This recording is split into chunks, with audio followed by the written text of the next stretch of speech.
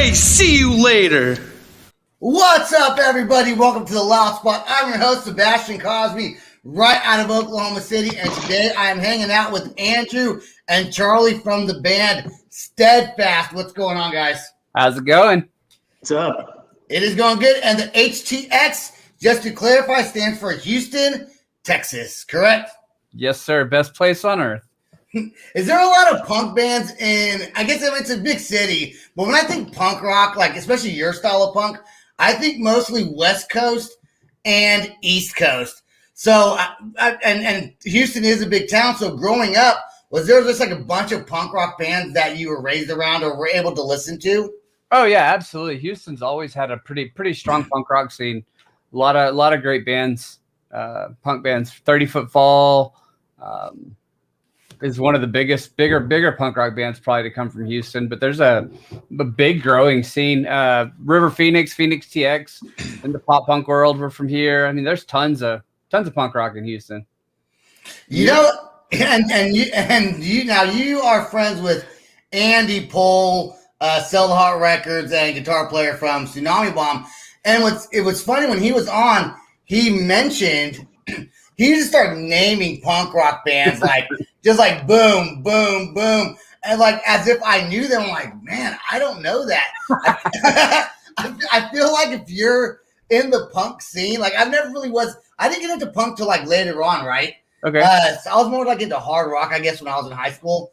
And I those hard rock bands, but I feel like with punk rock, you could have like a venue of like 30 bands, all like within like a 10-mile radius of each other. For sure. There's just so many different venues. So when the band just formed in 2018, like officially formed in 2018, right? In this iteration, right. Prior years ago, when Jason, our singer, when he was in Austin, he was in a band called Black Star Brigade, and he kind of formed a side project with some kind of a super group of Austin punk rock, some members of a band called Born to Lose and another band called Ritalin Kids. And they got together, recorded some demo tracks, played one show, and then Jason moved back to Houston. And that was where Steadfast stopped in its infancy. And then years later, Jason decided to put it back together, and here we are. Yeah. Okay. Okay. Well, so I helped Jason a little bit with that decision. Okay. So was Jason who originated or was it thought of the band when you guys first formed? Like who formed it? Oh, that's 100% Jason. But Andrew can tell this story. But Andrew, when Jason, he played some shows with them, shared a practice room with one of their other bands, and then really started riding Jason's ass about putting a new band together so he could play together. And Andrew, I'll let you. Oh yeah. So like Charlie said, so like some towns have these things called Francisco's. It's a big old building with rehearsal spaces in it. I think there's one here, there's one in Chicago, there's one in San Francisco. Yeah. Anyway, so we shared a rehearsal space in this giant, ant colony, ant farm of bands, and got to know Jason. I really liked him, man. He's just a solid dude. Fucking, just comes on like, gangbusters, man. I just love the guy. And he gave me some of his, one of his CDs from his current band at the time. It was Jason Bancroft and the Wealthy Beggars, which was kind of a folk punk act. And it was really big stuff at the time, man. And it's like, but that CD, like, it just resonated with me. I loved it. And there were some great tunes on there. And just knowing him and then listening to his music, I caught the bug for wanting to work with Jason. I was just like, man, someday I want to get into a band with that guy. And so, and we just kept going and chugging along for a couple of years. And then I heard that the band that he was in, like he was going to step back from Jason Bancroft and the Wealthy Beggars, take a break from that. And like the day they broke up, like I messaged him and I'm like, hey, so you need to form a band, man. And, I'll play bass for you, if you need one. And he was like, look, man, I got some stuff going on. I'm going to take some time. I appreciate your offer, dude, that I don't know very well. I'll get back with you about that. So like a month goes by, right? And I'm like, hey, man, how's it going? What about that thing we talked about? and then like once a month, I would hassle him for a year. like a year, man. Oh, man, that's hilarious. It's like the girl you want to date that you keep on. Eventually, she's like, "Fine, I'll go on a date with you. Leave me alone." Oh, dude, it's exactly what happened. So like a year goes by and I get an email from him like out of the blue. And he's like, "Hey, man, sent you some songs." And I'm like, "Because you're forming a band and I'm your bass player?" And he's like, "Yeah, man, I didn't think I needed to say that." Did you guys click pretty easily as far as writing music together when you first started writing with Jason? Jason's super easy to work with, man. He's just a powerhouse.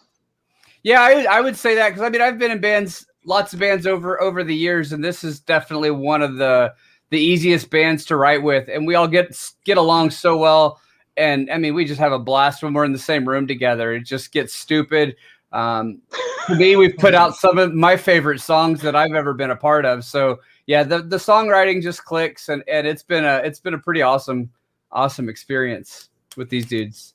It's so cool to be in a band. I feel like so many bands, even that have been on my show, like not so many of them, like there's a shit ton that do this, but I feel like some bands feel like they're forcing themselves to sometimes I'll compliment a band or say something positive, and they all awkwardly look at each other. like, should have said that. They probably got to argument. But fuck, I don't know. Yeah, and I mean our philosophy behind this band is friends first, have fun, put out good music. We're not trying to do these super tours, and we're just looking to have fun. If it happens, cool. But we're getting to play music with our best friends, and it could be a venue that's a dive bar in BFE, and there's 10 people there, and we're gonna have just as much fun as if we're playing in front of 10,000 people. I mean, for us, we get on stage and it's just us fucking off, having fun together. So having that kind of camaraderie internally makes it a lot of fun.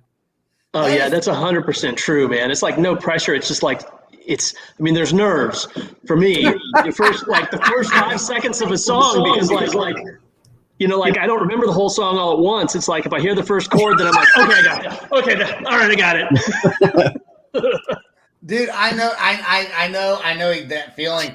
It's funny that you said that you would, if there was only 10 people there. I've never been in a good band, but hey, I'm still not. I was in this band one time. They needed like a drummer, so I was their drummer, and then their drummer wanted to come back, so they made me the screamer for the band. I don't know what I'm doing. I just have a bunch of energy, right? So we played a concert. There was like my sister, her boyfriend, and some other dude. That was it, like the bartender.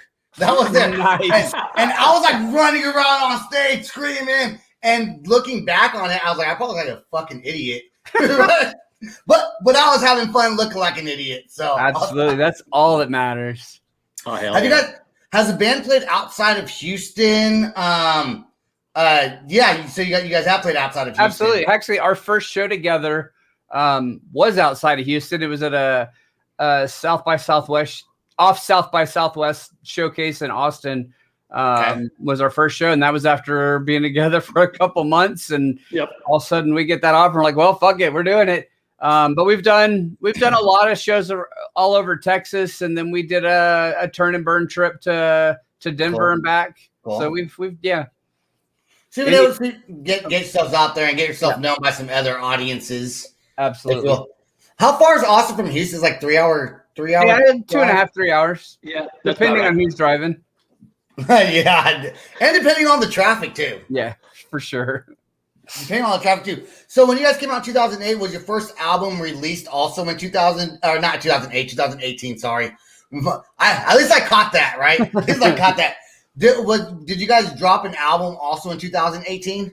No, we actually dropped this record in July of 2020. So perfect timing. Our record, yeah, we'd been recording it leading up to COVID. We were super stoked, sent it off to press, and then 2020 happened, and we released a record with no possibility to support it, and the world was in shambles. So yeah, we're still supporting our debut record that we just released. Yeah. So Transmitters is the music video. Was this song on that album? That's the title track of the record. Yeah. So that's okay. Yeah. Okay. So what is this song about? Transmitters is kind of about a pirate radio station from Austin. I know that's kind of the focus around that song. That's normally Jason's spiel to talk about the songs because he writes that part of it. But yeah, it's about a pirate radio station, and that's kind of the imagery and stuff we use in the music video is a lot of like old radio towers and whatnot to kind of give it that vibe, the old vibe. And we also shot that music video during COVID. We basically shot a music video without being in a room together. So that was some video wizardry by a good buddy of ours, Scott, who has done two. That's the second video he's done for us. That's awesome. So, yeah, he did a good job, man. Yeah, but that song Transmitters, Jason, I think he's drawn on his experience. He worked as a DJ at a pirate radio station in Austin back in the day. Oh, so okay. Yeah. And to give credit to Jason, he actually, before this episode, he was going to be on and was having some Wi-Fi issues, and I was too. I think mine's fine now, right? You're good now. You no longer look like a robot, so we're good. Yeah, dude, you just can never tell, man. I've had people on. It's like you just almost can't even do the show sometimes, and it's just the world we live in. And I wish I could have a whole studio and have bands in, but I talk to bands all over the United States. Oh yeah, for sure. And no one's flying to my shitty podcast from like California. You know what I'm saying? Maybe one day, but not today. Hell, now that shows are coming through, you can grab them when they're coming through on to Oklahoma. And I do. Well, I don't grab them to come here because this studio isn't set up for that. It's like it's made for one person. Yeah. But when they do come to Oklahoma, if a band does come here and I've had them on my show, I make an effort to go see them play. Nice. Awesome. Yeah. Very cool. Yeah. So, all right, let's play the song Transmitters. And I know the song came out a while ago. When did the video wind up making its debut? We dropped the video not long ago. It was about 2 months ago. Yeah. All right. Let's peep it out right now.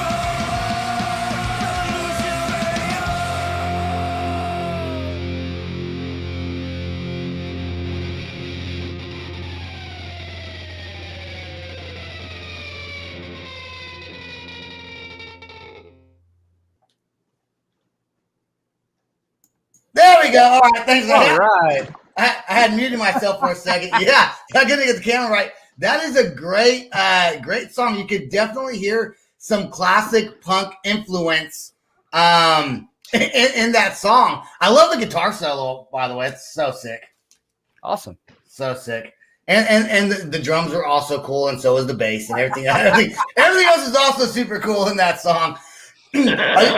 Are you guys influenced by different punk bands? Because punk has so many different genres included, and it seems like you guys have some multiple kind of genres that form into one unique sound. So would you say that there's different songs that everyone listens to typically differently than other members of the band? Absolutely. Everybody, I would say, in our band has super diverse taste in music, not even punk. I mean, that's what for sure Jason and I grew up listening heavily in punk rock, and everybody did, but we all have real diverse taste in music, not just punk rock, but we definitely all kind of share love for the Clash. Some of the stuff we've talked about, Rancid, some of the street punk, some of the oi stuff. It's kind of, and hell, I grew up in one of my first bands was a just straight up early 2000s pop punk band. So think Blink-182. I mean, that's really where I got my feet wet playing in bands was in pop punk. So yeah, we bring super diverse. I've been in a country band. I've done kind of all of it. So yeah. You're in a country. How'd the country band thing go? It's awesome. It fun? Yeah, I did a country band for like a couple months. Then I either quit or got kicked out. I don't remember. It was a long time ago. I was like 18, I think. Nice. So, yeah, I don't remember. So what is the band's plan now that tours and shows are coming back up?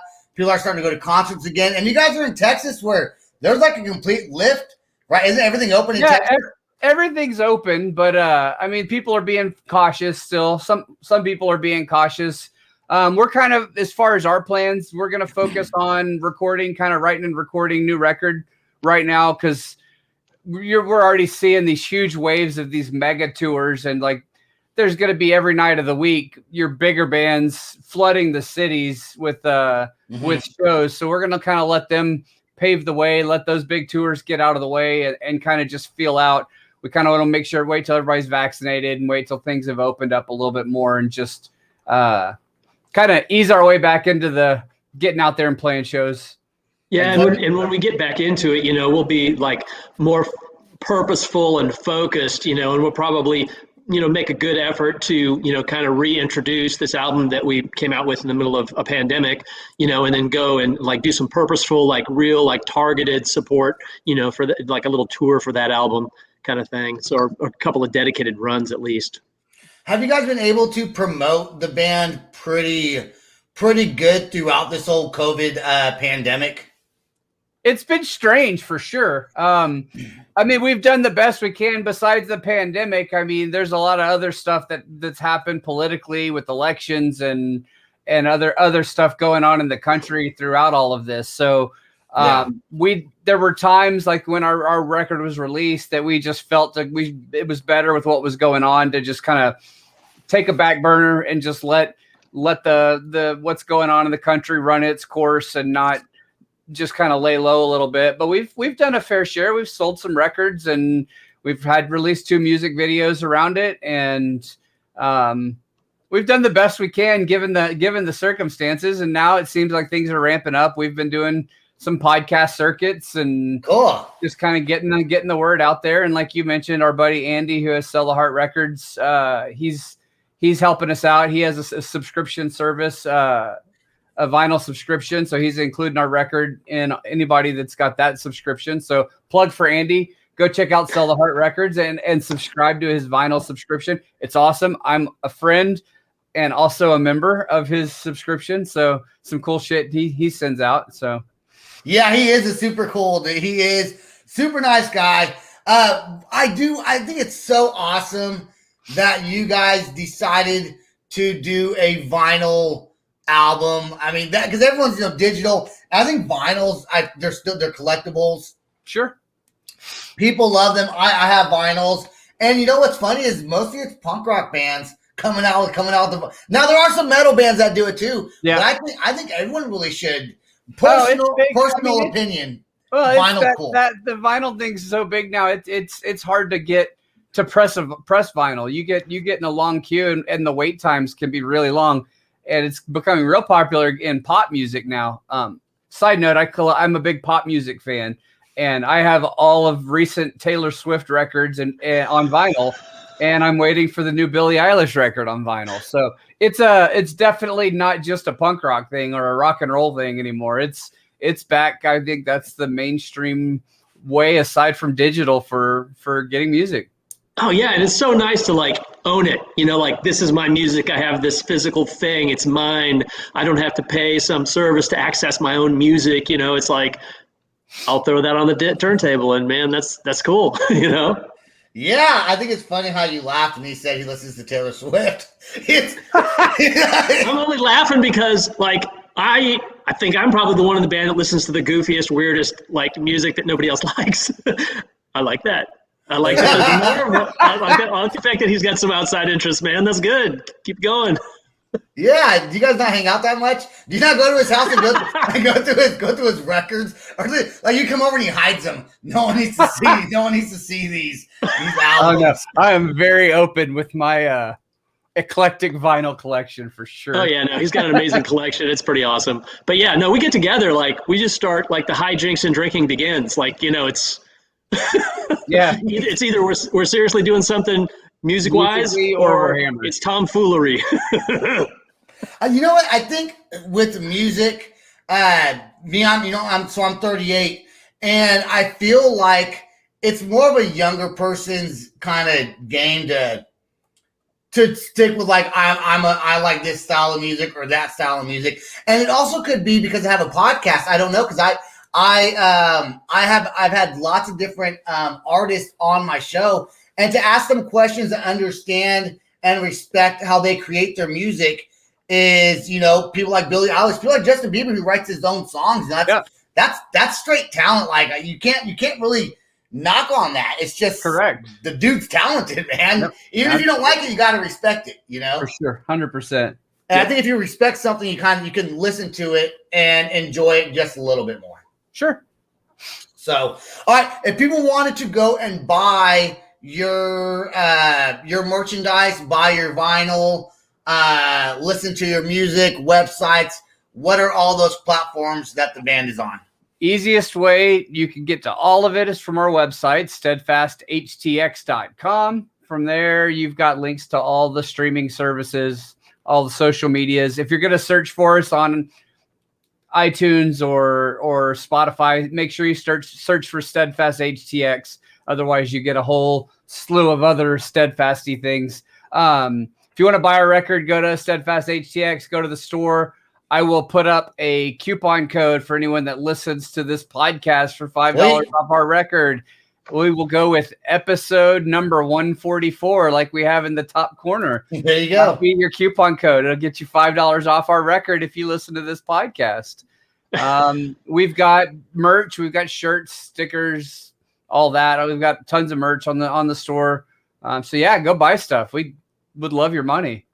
Yeah. Is there anything that I did not mention that maybe either one of you want to bring to light about your band and where it stands and maybe where it's heading, maybe future songs? Like, are you guys even writing more songs? Are you just going to wait and just promote this album? We're definitely, I started recording. So our record was all self-recorded. We recorded it at my house. We did everything except for the mastering and the pressing. And during the pandemic, everybody that didn't have a recording studio at their house, which was everybody except for me, and Jason started tracking. I think we've got 15 songs that are his part's done. I started tracking drums for whatever we're going to release next last weekend. So I think in the next few months, there'll be some new stuff come out. We might release another single or another video or something, but we're definitely not slowing down on the writing front, and definitely plan to release another album. And by the time we get out to support this one, we may be celebrating the anniversary of this one and pushing a second record too. So yeah, they're awesome. It's there's no slowing us down, that's for sure. That's awesome. I don't want you to let Charlie get away with glossing over his contributions. And when he says, you know, he has a little recording studio, he has a full-on recording studio, like that you'd pay money to go to. And he works with a lot of local bands and records albums for them. His house really does have a real recording studio in it. And, you know, he was just so indispensable in getting that record together and the sound that came out of it. You know, the reports back from the guy who did the mastering was like, it's been mixed so well, man, I didn't have to do a lot. And that was all Charlie. I want to give him credit for that. It's all right. I did okay. That is so cool that you're able to record other musicians. And just on a personal about your studio there, shout out. What's the name of your studio? Lobot Studios in Houston, Texas. So if you're in a band in Houston, do you record different genres as well? I mean, not I'm saying as far as like pop and hip hop. Sure, I would. Yeah, absolutely. Yeah, anything. People have to find me out. It's not an advertised studio. It's basically me reaching out to friends, bands, and artists that I see, and I kind of do it as a labor of love for cheap or free or beer. Cheap or free or beer. Well, good. If anyone wants to check out and want to reach out to him, you can go. The easiest way to get hold of him for me was to go to through the band. Yep, right through the band page. And if you want to in the market to record, you never know. You might be able to get a recording from Charlie himself. There it is. That'd be awesome. All right. Did you want to say any last words, Andrew, before we get off? No, let's go. All right. I want to thank everybody for listening to The Loud Spot, www.theloudspot.net. We also have merchandise coming out with new merchandise.